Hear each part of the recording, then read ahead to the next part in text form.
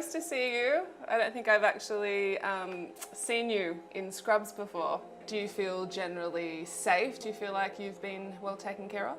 Our hospital is quite supportive and does have a lot of PPE. We are very nervous.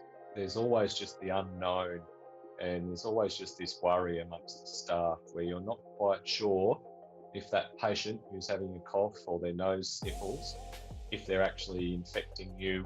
Very paranoid. I think in my department, we're actually happy to come to work though. We've finally got people to talk to. We've been in lockdown for such a long period of time that we're excited to come to work so that we can have a bit of a social release and talk to our friends. So we are actually enjoying coming to work at the moment.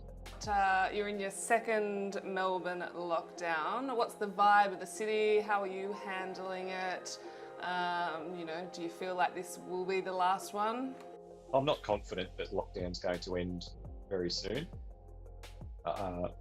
My girlfriend and I live together, so we have people to talk to at the end of the day. I do feel a bit sorry for some of my friends who do live by themselves, especially if they're working from home. They must have very little contact with the outside world and they must be bored out of their minds. I do try and keep in contact with them so that they know someone is there, so that they're not just staring at a wall all day. In general, Melbourne is very bored, but they understand why we're doing this. Mostly people in Melbourne aren't worried that we're in lockdown. We would just want to do the right thing so that later on we can be out of lockdown with defeating COVID.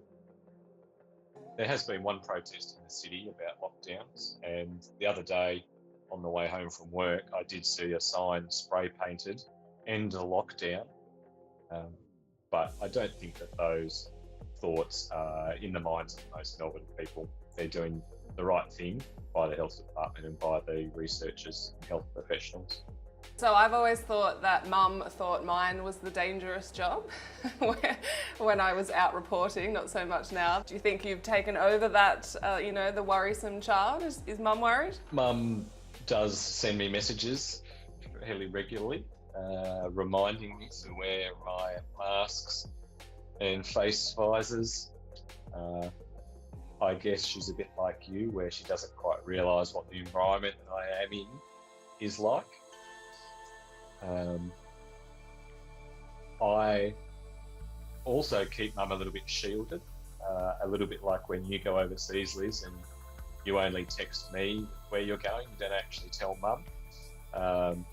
I'll tell Mum the ins and outs of it after it's all finished and I'm all okay.